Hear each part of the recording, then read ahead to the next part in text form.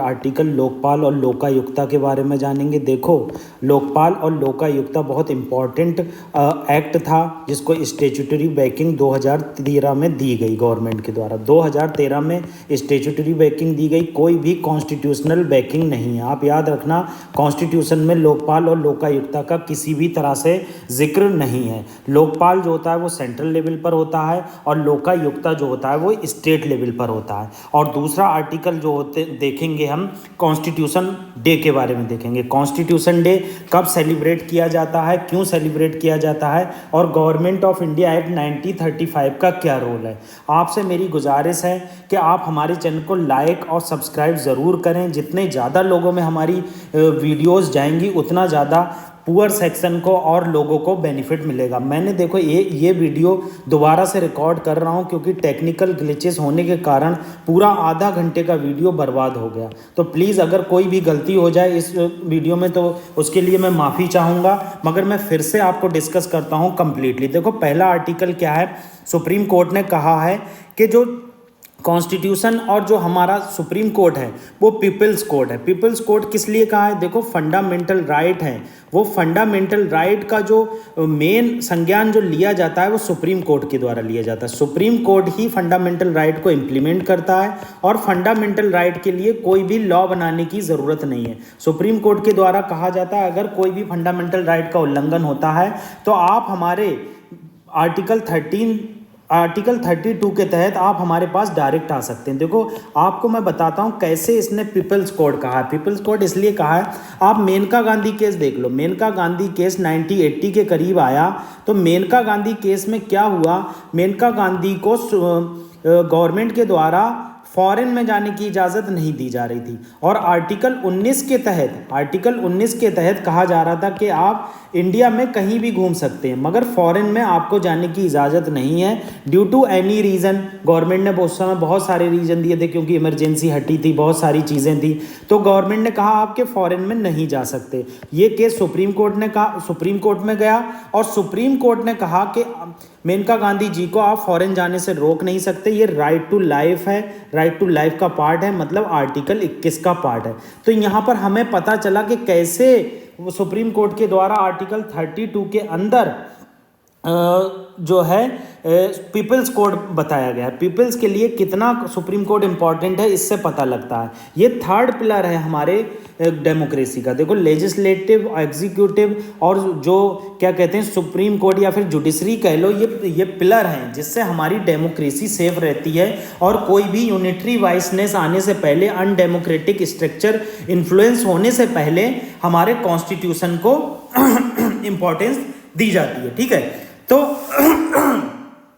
Sorry, आगे देखते हैं हम पहले डिस्कस कर लेते हैं लोकपाल के बारे में, फिर कॉन्स्टिट्यूशन डे के बारे में डिस्कस करेंगे, फिर प्रीलिम्स का एक इंपॉर्टेंट आर्टिकल डिस्कस करेंगे। देखो, लोकपाल से रिलेटेड क्या न्यूज़ है, फ्रंट पेज की न्यूज़ ये कल आई थी। सीबीआई स्टडिंग लोकपाल प्लांट अगेंस्ट महुआ, मतलब सीबीआई स्टडी कर रही है लोकपाल के प्लांट को अगेंस्ट जो महुआ के हैं। ठीक है, तो हम इसमें बेसिक चीज़ देख लेते हैं, लोकपाल कैसे करप्शन के केसेस को संज्ञान लेता है, कैसे लोकपाल ने कहा कि मल एडमिनिस्ट्रेशन जो इंडिया की रूट्स को खा रहा है, उसके फाउंडेशन को खा रहा है, उसको ख़त्म करना है। तो हमारा पहली बात क्या बताई गई है, देखो लोकपाल और लोकायुक्ता एक्ट, इनिशियली इन्होंने ये चीज़ बता दी है, आगे भी हम इसको देखेंगे। बताया गया लोकपाल लोकायुक्ता एक्ट 2013 में आया और लोकपाल जो बनाया गया वो सेंट्रल लेवल पे बनाया गया और लोकायुक्ता जो स्टेट गवर्नमेंट को बनाने के आदेश दिए गए। देखो, लोकायुक्ता जो है बहुत सारे स्टेट में अभी भी नहीं है क्योंकि कंप्लीट एडमिनिस्ट्रेशन जो है वो स्टेट गवर्नमेंट को दे दिया गया और स्टेट गवर्नमेंट को जब आप कोई चीज़ दे दोगे, इंडिपेंडेंसी नहीं दोगे, तो क्या होगा, वो लोग उसके करप्शन के खिलाफ कोई भी संज्ञान नहीं लेंगे। तो ये चीज़ यहाँ पर बताई गई है। अब आप आगे देख लो। देखो, जो लोकपाल है वो स्टेचुटरी बॉडी है, इसका कॉन्स्टिट्यूशन में कोई भी स्टेटस नहीं है, मतलब कोई भी कॉन्स्टिट्यूशनल बैकिंग नहीं है, कोई भी आर्टिकल का जिक्र नहीं हुआ है। ये एक अम्बड्समैन का रोल परफॉर्म करेगा। अम्बड्समैन क्या होता है, देखो लोकपाल का जो कॉन्सेप्ट निकल कर आया ये फॉरेन से निकल कर आया, स्वीडन से। फर्स्ट टाइम स्वीडन में क्या हुआ, एक अम्बड्समैन बनाया गया करप्शन के लिए। क्या हो रहा था, कोई भी इंडिपेंडेंट बॉडी नहीं थी। जब इंडिपेंडेंट बॉडी नहीं थी तो करप्शन के लिए कोई भी संज्ञान नहीं लिया जा रहा था। तो उस करप्शन में संज्ञान लेने के लिए स्वीडन में एक इंडिपेंडेंट बॉडी बनाई गई, वो खुद ही इन्वेस्टिगेट करती है और कोई भी पब्लिक सर्वेंट हो, पीएम हो, राष्ट्रपति हो, उसके खिलाफ उसके द्वारा संज्ञान लिया जाता।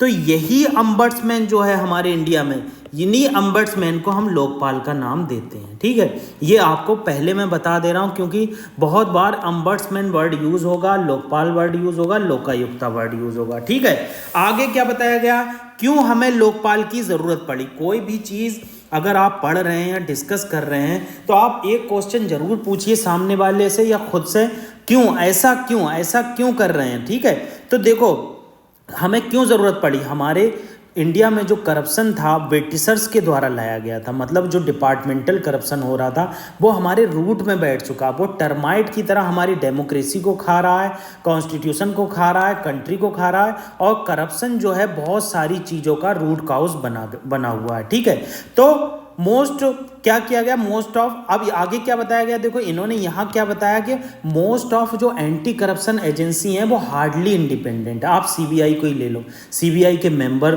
सेंट्रल गवर्नमेंट के द्वारा अपॉइंट किए जाते हैं। सीबीआई को कोई भी विंग्स चाहिए वो सेंट्रल गवर्नमेंट और स्टेट गवर्नमेंट के ऊपर डिपेंडेंट है। सीबीआई के जो चीफ हैं वो सेंट्रल गवर्नमेंट के द्वारा अपॉइंट किए जाते हैं। ठीक है, तो इससे क्या होता है, इंडिपेंडेंसी नहीं आ पाती। जब इंडिपेंडेंसी नहीं आ पाती है तो करप्शन के चांसेस बहुत ज़्यादा बढ़ जाते हैं। तो सुप्रीम कोर्ट ने इसी को संज्ञान लेते हुए सीबीआई के लिए एक बार कहा था कि सीबीआई एक बंद तोता है, केज्ड पैरेट है, और वर्ड यूज किया था इट्स मास्टर वॉइस। ये अपने जो मास्टर हैं, मास्टर का मतलब हो गया जो सत्ता में गवर्नमेंट होती है वो इसका मिसयूज करती है अगेंस्ट अपोजिशन। मतलब बहुत सारे अपोजिशन मेंबर देखा नहीं है आपने, आरोप लगाते रहते हैं कि ईडी जो है, ईडी का मिसयूज किया जा रहा है, आप लोगों को इसके खिलाफ संज्ञान लेना चाहिए। और ये जो है एडवाइजरी बॉडी की तरह काम करती है, और इसकी एडवाइस जो होती है वो रेयरली इंडिपेंडेंट होती है, वो इफेक्टिव नहीं होती है, इन्फ्लुएंस्ड होती है। एडवाइस क्या होती है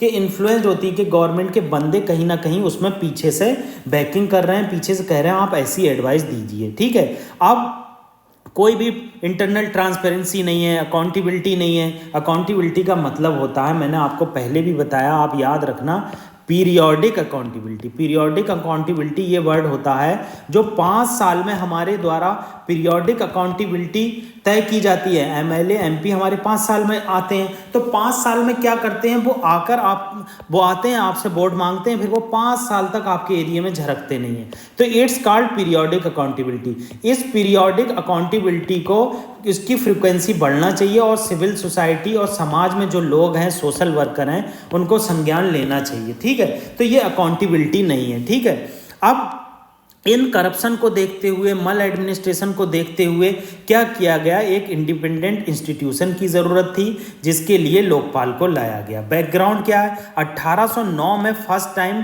स्वीडन में इनॉग्रेट हुआ लोकपाल, जिसे अम्बड्समैन इंग्लिश में कहते हैं। अब क्या हुआ, सेकेंड वर्ल्ड वॉर के बाद डेवलप्ड वर्ल्ड में ये कॉन्सेप्ट बहुत तेज़ी से ग्रो हुआ, और बहुत सारे डेवलप्ड कंट्री जैसे न्यूजीलैंड, नॉर्वे, इन्होंने अम्बड्समैन का कॉन्सेप्ट ग्रहण किया। 1967 में इंग्लैंड ने अम्बड्समैन बनाया, और पहली डेवलपिंग कंट्री, ये देखो इंपॉर्टेंट लिखा हुआ, पहली डेवलपिंग कंट्री ग्वाना ने 1966 में अपना अम्बड्समैन स्टेबलाइज किया, और उसके बाद मॉरिशस, सिंगापुर, मलेशिया और इंडिया में भी बनाए जाने लगे। फर्स्ट टाइम इंडिया में 1960 में लॉ मिनिस्टर थे हमारे अशोक कुमार सेन। अशोक कुमार सेन ने पार्लियामेंट में अम्बड्समैन का कॉन्सेप्ट इंट्रोड्यूस किया था। उसके बाद क्या हुआ, एलएम सिंघवी ने क्या किया, लोकपाल और लोकायुक्ता इसको नाम दिया। 1966 में जब फर्स्ट एआरसी आई थी, फर्स्ट एडमिनिस्ट्रेटिव रिफॉर्म कमीशन आया था, उस समय ही कहा गया था कि 2 इंडिपेंडेंट अथॉरिटी बनाई जाना चाहिए सेंट्रल और स्टेट लेवल पर, मगर 2011 तक कोई संज्ञान नहीं लिया गया। 2002 में एक बात कही गई थी, 2011 से पहले एमएन वेंकटाचलैया की अध्यक्षता में एक review of working of constitution commission बनाया गया था। इस कमीशन में एमएन वेंकटाचलैया ने कहा था कि लोकपाल लोकायुक्ता बनाए जाना चाहिए और पीएम को इससे बाहर रखा जाना चाहिए, मगर जो 2013 में एक्ट आया उसमें पीएम को बाहर नहीं रखा गया है। पीएम के लिए क्या है कि स्पेशल प्रोविजन है कि पीएम के खिलाफ कैसे संज्ञान लिया जाएगा, ये आप याद रखना, ठीक है। Second administrative reform Veerappa Moily की अध्यक्षता में थी। उन्होंने भी कहा कि इसको डिले ना किए बिना जल्द से जल्द आप लोकपाल बनाइए। प्रणब मुखर्जी ने 2011 में संज्ञान लिया और जो अन्ना हजारे की अध्यक्षता में इंडिया अगेंस्ट करप्शन मूवमेंट चला, उस करप्शन मूवमेंट ने बहुत ज़्यादा करप्शन के अगेंस्ट तेजी पकड़ी और 2013 में हमारा लोकपाल और लोकायुक्ता एक्ट आ गया। 2014 में क्या हुआ कि इसको इन्फोर्स कर दिया गया। आपको ये डेट दोनों याद होना चाहिए। की प्रोविज़न क्या, 2016 में क्या हुआ, इसमें कुछ अमेंडमेंट किए गए जो सिविल सोसाइटी और अपोजिशन ने उसका बहुत विरोध किया। सेक्शन 44 2013 में क्या था कि कोई भी पब्लिक सर्वेंट और गवर्नमेंट सर्विस जब वो ज्वाइन करेगा तो वो एसेट और लायबिलिटी को पब्लिक में फर्निश करेगा, उसकी डिटेल बताएगा कि मेरे पास इतनी एसेट हैं, इतनी लायबिलिटी हैं 30 दिन के अंदर। अब गवर्नमेंट ने क्या कर दिया, ये 30 दिन की लिमिट ख़त्म कर दी। गवर्नमेंट ने कहा कि हम जैसा प्रिस्क्राइब करेंगे वैसा आपको करना होगा, तो इस पर कोई संज्ञान नहीं लिया गया। अब बहुत सारे सिविल सर्वेंट हैं, गवर्नमेंट जब कहती है तब वो देते हैं वरना नहीं देते हैं, तो गवर्नमेंट के इसमें करप्शन के चांसेस वैसे ही बढ़ गए, ठीक है।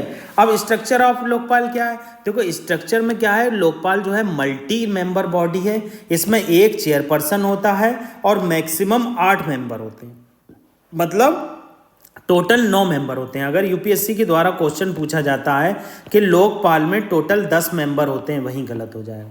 आपका एक चेयरपर्सन होता है और बाकी 8 मेंबर होते हैं। चेयरपर्सन जो होता है वो former chief justice of India हो सकता है, या फिर फॉर्मर सुप्रीम कोर्ट का जज हो सकता है, या फिर इमिनेंट पर्सन हो सकता है, ठीक है। मतलब इसमें हाई कोर्ट का कोई भी पर्सन नहीं हो सकता इन्वॉल्व, ठीक है। आप याद रखना, मैंने आपको बताया यहाँ पर chairperson former chief justice of India हो सकते हैं, फॉर्मर जजेस ऑफ सुप्रीम कोर्ट हो सकते हैं, और इमिनेंट पर्सन हो सकता है। इमिनेंट पर्सन वही हो सकता है जिसे 25 साल का एक्सपीरियंस हो एंटी करप्शन पॉलिसीज़ में, उसे नॉलेज हो, स्पेशल एक्सपर्टीज़ हो, और वो गवर्नमेंट को टाइम टू टाइम एडवाइजरी देता हो और एडमिनिस्ट्रेशन में उसने बहुत अच्छा काम किया हो।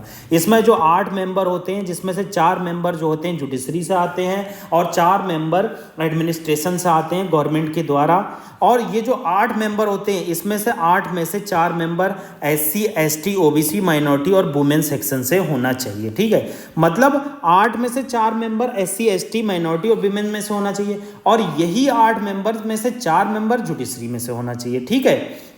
अब क्या आगे क्या बताया गया है कि जुडिशियल मेंबर जो होते हैं लोकपाल के, या तो फॉर्मर जजेस ऑफ सुप्रीम कोर्ट होंगे या former chief justice of high court होंगे, ठीक है। मतलब चेयरपर्सन में former chief justice of India include है, मगर जुडिशियल मेंबर में चीफ जस्टिस ऑफ इंडिया नहीं इंक्लूड है। आप याद रखना, इसको अच्छे से पढ़ लेना।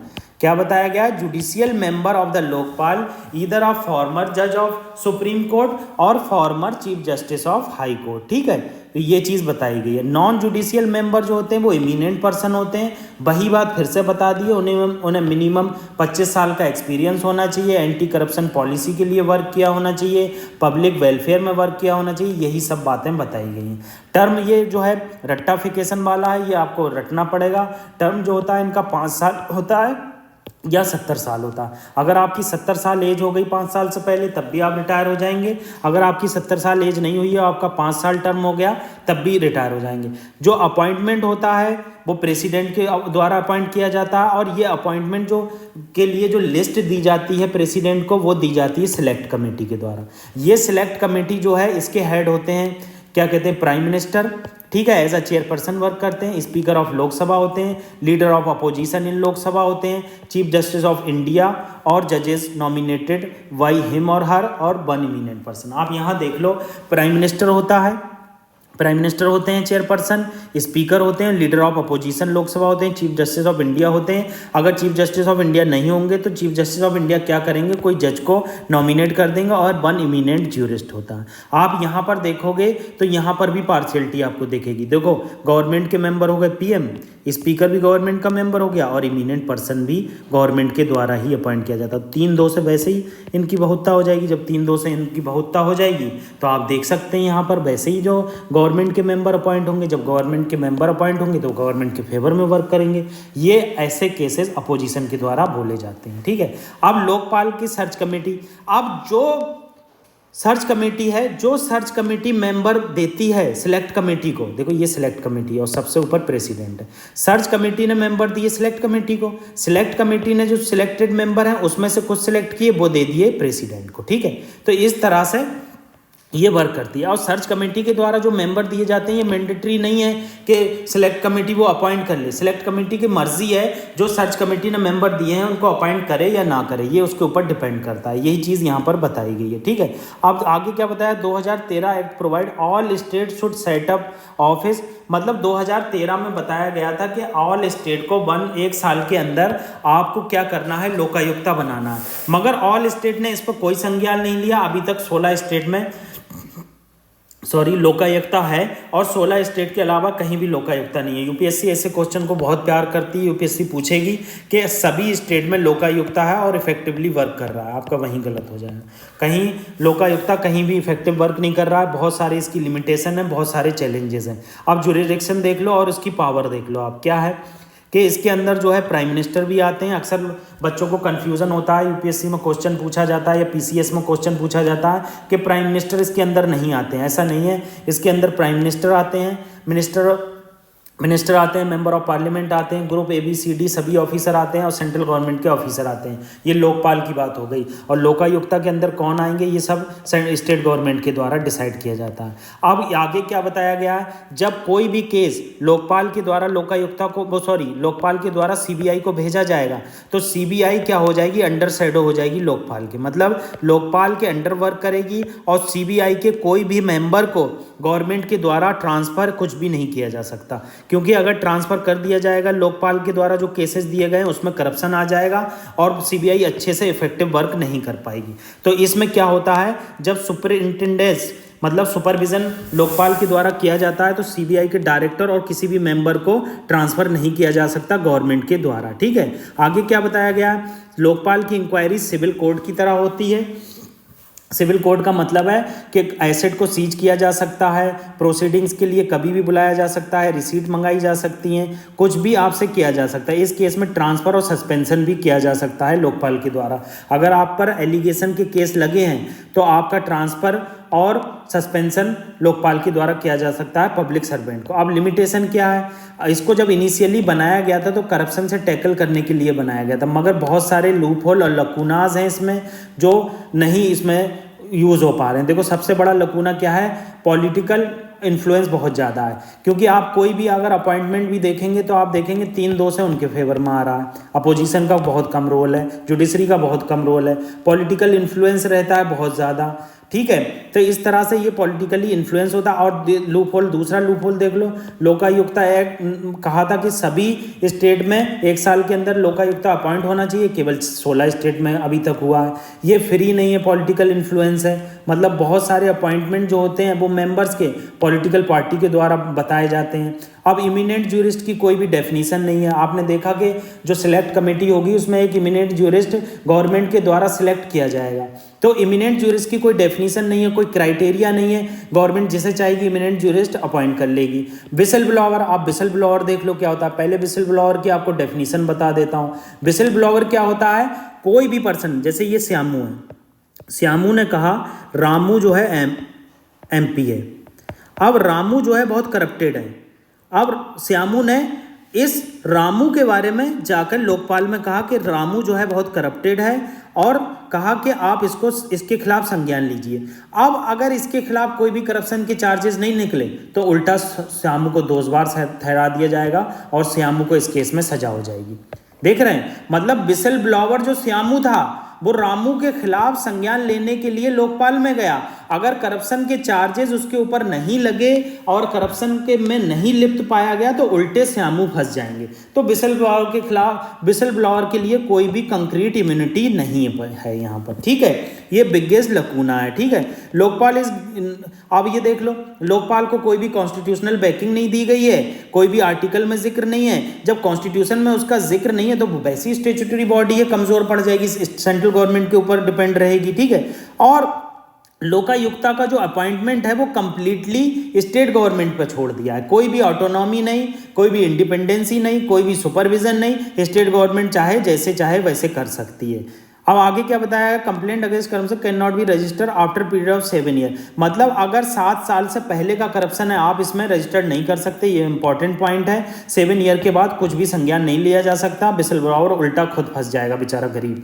ठीक है, वे फॉरवर्ड आप देख लो, ऑटोनॉमी दी जानी चाहिए, मैन पावर दी जानी चाहिए, ट्रांसपेरेंसी होना चाहिए, कोई भी बाहर का इंटरफेरेंस नहीं होना चाहिए, जो डिपेंडेंसी है फाइनेंस से रिलेटेड, एडमिनिस्ट्रेशन से रिलेटेड, वो सब खत्म होना चाहिए, रिसोर्सेज जो हैं वो कम है, उनको रिसोर्सेज प्रोवाइड करना चाहिए। ठीक है, ये सब बातें यहाँ पर बताई गई हैं। आप ये देखेंगे फाइनेंशियली इंडिपेंडेंट नहीं है, लीगली इंडिपेंडेंट नहीं है, ये सब चीज़ें बताई गई हैं। आगे क्या बताया गया है, transparency has minimise the chances of wrong sort of people getting. मतलब अगर ट्रांसपेरेंसी नहीं होगी तो गलत लोगों को भी इसके द्वारा पकड़ा जा सकता है। और डिसेंट्रलाइज इंस्टीट्यूशन होना चाहिए, जैसे हमारे यहाँ पंचायती राज इंस्टीट्यूशन डिसेंट्रलाइज्ड है। अब डिसेंट्रलाइज होने का मतलब होता है कि पंचायती राज इंस्टीट्यूशन जो है अच्छे से वर्क करता है, लोगों तक पहुँचता है, मगर ये सेंट्रलाइज है तो लोगों तक पहुँच ही नहीं पाएगा, सबसे इंपॉर्टेंट चीज़ है। अब हम देख लेते हैं कॉन्स्टिट्यूशन डे। देखो लोकपाल के ऊपर पूरा आर्टिकल मैंने डिस्कस किया, अगर कोई भी दिक्कत होती है तो मैं आपको दोबारा से कल फिर से समझाऊंगा। प्लीज़ आप कमेंट बॉक्स में ज़रूर बताइए और हमारे चैनल को लाइक और सब्सक्राइब भी ज़रूर कीजिए। ठीक है, अगली बात बताई गई है कॉन्स्टिट्यूशन डे के बारे में। ये फ्रंट पेज का आर्टिकल है, देखो हमारा कॉन्स्टिट्यूशन डे 26 नवंबर को सेलिब्रेट किया जाता है हर साल। इसे नेशनल लॉ डे के से भी जाना जाता है। फर्स्ट टाइम 2015 में मिनिस्ट्री ऑफ सोशल जस्टिस और एम्पावरमेंट ने कहा था कि हम 26 नवंबर को as a constitution day celebrate करेंगे। ठीक है, तो 26 नवंबर से 2015 से 26 नवंबर के दिन कॉन्स्टिट्यूशन डे मनाया जाता है। इससे पहले इसे नेशनल लॉ डे कहा जाता था। 26 नवंबर को ही क्यों मनाया जाता है, मैंने आपको पहले भी बताया है कि आप कोई भी चीज़ पढ़ रहे हैं तो उसमें क्यों जरूर लगा दें। आप देखेंगे 1949 में क्या हुआ, कॉन्स्टिट्यूएंट असेंबली ने कॉन्स्टिट्यूशन ऑफ इंडिया को अडॉप्ट किया। मतलब मिनिमम प्रोविज़न, बहुत सारे प्रोविज़न कॉन्स्टिट्यूएंट असेंबली के द्वारा, कॉन्स्टिट्यूशन के द्वारा 26 नवंबर 1949 को आ गए थे। ठीक है, उसके बाद क्या हुआ, 26 जनवरी 1950 में ये इन्फोर्स कर दिया गया। मतलब ये है 26 जनवरी 1950 में कंप्लीट कॉन्स्टिट्यूशन हमारे इंडिया का आ गया। ठीक है, अब कॉन्स्टिट्यूशन बनाने के लिए जो कॉन्स्टिट्यूएंट असेंबली बनाई गई, ये कॉन्सेप्ट कहाँ से निकल के आया। 1934 में एक एम एन रॉय थे, ये कम्युनिस्ट लीडर थे, कम्युनिस्ट मतलब नेता थे। इन्होंने क्या कहा कि कॉन्स्टिट्यूएंट असेंबली स्टेबलाइज की जाना चाहिए। इस कॉन्स्टिट्यूएंट असेंबली के इलेक्शन का संज्ञान जो है कैबिनेट मिशन प्लान 1946 में आया। कैबिनेट मिशन प्लान ने कहा कि आप इसके लिए कॉन्स्टिट्यूएंट असेंबली के लिए इलेक्शन कराइए। और ये आप याद रखना, जो इलेक्शन थे ये इनडायरेक्ट थे, डायरेक्ट इलेक्शन नहीं थे। डायरेक्ट इलेक्शन वो होते हैं जिसमें जनता डायरेक्ट बैलेट पेपर से वोट डालती है। इसमें कोई भी डायरेक्ट इलेक्शन नहीं था, इनडायरेक्ट लोगों के द्वारा चूज किया जा रहा था, राज्य रजवाड़ों के द्वारा, और जो वहाँ पर उस टाइम MP MLA थे उनके द्वारा चूज किया जा रहा था। ठीक है, ये आप याद रखना। ठीक है, हमारा कॉन्स्टिट्यूशन जो है वो कॉन्स्टिट्यूएंट असेंबली में फ्रेम किया। डिफरेंट टास्क के लिए डिफरेंट कमेटी थी। ये 8 मेजर कमेटी हैं जो पॉलिटी में दी गई होती हैं, आपको पता ही होना चाहिए। जैसे ड्राफ्टिंग कमेटी BR अम्बेडकर के द्वारा हेड की गई थी, यूनियन पावर कमेटी और union constitution committee Jawaharlal Nehru ji के द्वारा हेड की गई थी, प्रोविंशियल कॉन्स्टिट्यूशन कमेटी वल्लभ भाई पटेल जी के द्वारा हेड की गई थी, advisory committee on fundamental right, minority, tribal और excluded area Vallabhbhai Patel के द्वारा हेड की गई थी, rules of procedure committee Rajendra Prasad के द्वारा हेड की गई थी, state committee on negotiation with state Jawaharlal Nehru के द्वारा हेड की गई थी। इसमें कंफ्यूजन होता है, याद रखना इस वाली को। स्टीयरिंग कमेटी राजेंद्र प्रसाद द्वारा हेड की गई थी। अदर की फैक्ट आप जान लो कि हमारा कॉन्स्टिट्यूशन वर्ल्ड का लेंथीएस्ट कॉन्स्टिट्यूशन है और लेंथीएस्ट रिटन कॉन्स्टिट्यूशन है। ठीक है, हमारा ये फेडरल सिस्टम है विद यूनिटरी फीचर। मतलब यूनिटरी फीचर, आप इस लाइन का मतलब समझो। आप क्या होता है, जैसे ही नेशनल इमरजेंसी लगती है, नेशनल इमरजेंसी लगते ही क्या होगा कि आपके जो यूनिटरी फीचर है वो एक्टिव हो जाएंगे। यूनिटरी फीचर का मतलब है सेंट्रल गवर्नमेंट स्टेट गवर्नमेंट को अपने अंडर में ले लेगी। सेंट्रल गवर्नमेंट जो कहेगी स्टेट गवर्नमेंट को करना पड़ेगा, that is called unitary feature. You should know about unitary feature and federal feature. Federal feature वो होते हैं जैसे 7th शेड्यूल। फेडरल फीचर क्या है, 7th शेड्यूल है। 7th शेड्यूल के अंदर क्या होता है कि हमारी पावर जो सब्जेक्ट हैं वो स्टेट के लिए अलग है, सेंटर के लिए अलग है। स्टेट जो है पुलिस रिफॉर्म ला सकती है, सेंटर पुलिस में कुछ नहीं कर सकती है। तो अलग अलग सब्जेक्ट डिवाइड कर दिए गए, तो वो फेडरल फीचर हुआ। और यूनिटरी फीचर क्या हो गया, मैंने आपको बता दिया। यूनिटरी फीचर हो गया आपका कि कैसे नेशनल इमरजेंसी लगती है तो स्टेट गवर्नमेंट सेंटर के अंडर में आ जाती है। हमारी government parliamentary form of government है। हमारे कॉन्स्टिट्यूशन को बनाने में 2 साल 11 महीने 18 दिन लगे। ओरिजिनल कॉपी जो थी वो हैंड रिटन में थी। इसे प्रेम बिहारी नारायण रायजादा के द्वारा लिखी गई। ओरिजिनल कॉपी इंग्लिश और हिंदी दोनों में थी। हमारा maximum constitution government of India act 1935 से लिया गया है। इसीलिए जो बेसिक स्ट्रक्चर कहते हैं कि बेसिक स्ट्रक्चर कहाँ से उठाया गया है कि फेडरल प्रोविजन होंगे, लिस्ट 1, 2, 3 होगा, सब ये गवर्नमेंट ऑफ इंडिया एक्ट 1935 से उठाया गया। मैक्सिमम कॉन्स्टिट्यूशन हमारा बोरोड है और हमारे अंबेडकर साहब इस पर कहते भी हैं। ये बोरोड कॉन्स्टिट्यूशन आप जरूर कह सकते हैं, मगर इसको मैंने बोरोड जरूर किया है, मगर अच्छे प्रोविज़न है। कोई भी ऐसा नहीं है कि हम इसे खोजबीन कर बाहर से लाएंगे, बहुत अच्छे प्रोविज़न है इसमें। आगे देख लो, एक इम्पॉर्टेंट क्वेश्चन है। इस इम्पॉर्टेंट क्वेश्चन का नाम है, क्वेश्चन कह रहा है कि जब 26 जनवरी 1950 में कॉन्स्टिट्यूशन आया तो हमारा कॉन्स्टिट्यूशन का स्टेटस क्या था, आपको ये बताना। कॉन्स्टिट्यूशनल स्टेटस क्या था? तो बी ऑप्शन इसमें राइट है। क्यों है? क्योंकि उस समय सोशलिस्ट और सेकुलर वर्ड ऐड नहीं हुआ था। 42nd कॉन्स्टिट्यूशनल अमेंडमेंट एक्ट आया, जिसे हम मिनी कॉन्स्टिट्यूशन के नाम से भी जानते हैं। ये इमरजेंसी के टाइम पर आया था। इस समय इसमें सोशलिस्ट और सेकुलर वर्ड को ऐड किया गया। सोशलिस्ट और सेकुलर वर्ड को ऐड किया गया। उसके बाद क्या हुआ? 42nd अमेंडमेंट के वर्ड ये कहलाने लगा sovereign, socialist, secular and democratic Republic. तो आज ये हमने इंपॉर्टेंट आर्टिकल डिस्कस किए। Thank you very much.